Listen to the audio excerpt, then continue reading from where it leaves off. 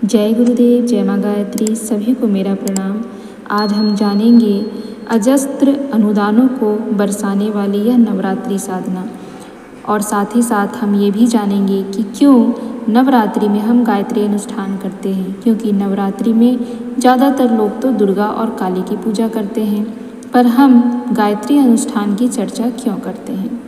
अनुष्ठान के अंतर्गत साधक संकल्प पूर्वक नियत समय, प्रतिबंधों एवं तपश्चर्याओं के साथ विशिष्ट उपासना पद्धति को अपनाता है और नवरात्रि के इन महत्वपूर्ण क्षणों में अपनी चेतना को परिष्कृत परिशोधित करते हुए उत्कर्ष की दिशा में आगे बढ़ाता है। 24,000 के लघु गायत्री अनुष्ठान के अंतर्गत उपासना के क्रम में प्रतिदिन 27 माला गायत्री महामंत्र के जप का विधान है, जो अपनी गति के अनुसार 3 से 4 घंटे में पूरा हो जाता है। यदि कोई नवागंतुक पूरा गायत्री मंत्र बोलने में असक्षम हो तो वह पंचाक्षरी गायत्री ओम भूर्भुवः स्वः के साथ भी इस जप संख्या को पूरी कर सकता है। इसमें प्रतिदिन 1 घंटा समय लगता है।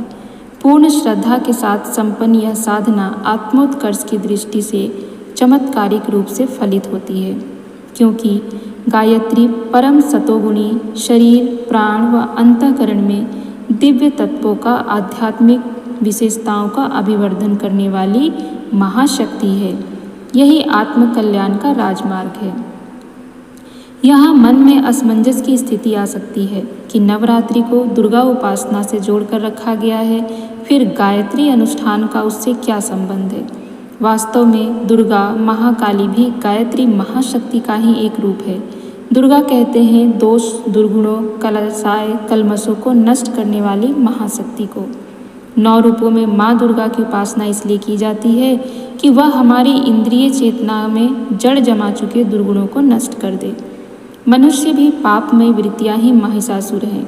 नवरात्रियों में उन्हीं प्रवृत्तियों पर मानसिक संकल्प द्वारा अंकुश लगाया तथा संयम द्वारा दमन किया जाता है।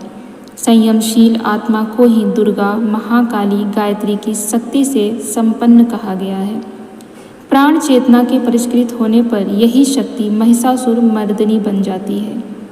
नवरात्रि अनुष्ठान में उपासना के अंतर्गत मन को उच्चतर दिशा की ओर प्रवाहमान बनाए रखने के लिए जप के साथ ध्यान की प्रक्रिया को सशक्त बनाया जाता है। साकार उपासना सूर्य मध्यस्थ गायत्री या गुरु सत्ता का तथा निराकार उपासक सूर्य एवं इससे निस्तृत किरणों के रूप में गायत्री शक्ति का ध्यान करते हैं। वैसे भावभूमि बनने पर मातृभाव में ध्यान तुरंत लग जाता है।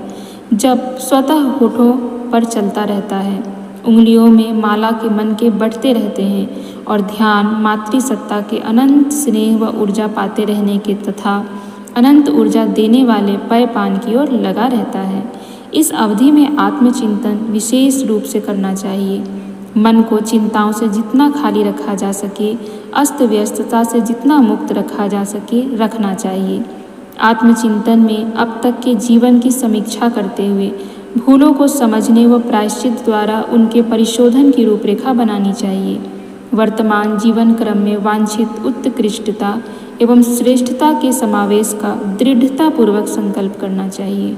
तो इस प्रकार से हमने जाना कि हम नवरात्रि का उपयोग कैसे कर सकते हैं, कैसे अपने आप को नवरात्रि में अनुदानों से भर सकते हैं, और क्यों दुर्गा ही सिर्फ नवरात्रि की देवी नहीं है, गायत्री का अनुष्ठान क्यों करते हैं, क्यों गायत्री आवश्यक है। इन सभी बातों को हमने जाना, समझा, और इसी प्रकार से हम इस बार की नवरात्रि को भी बहुत ही सुंदर और सुगम बनाएंगे और साथ ही साथ अपने जीवन को आत्मोन्नति की ओर लेके जाएंगे और अपने जीवन में इस नवरात्रि के विशेष फल को अवश्य प्राप्त करेंगे।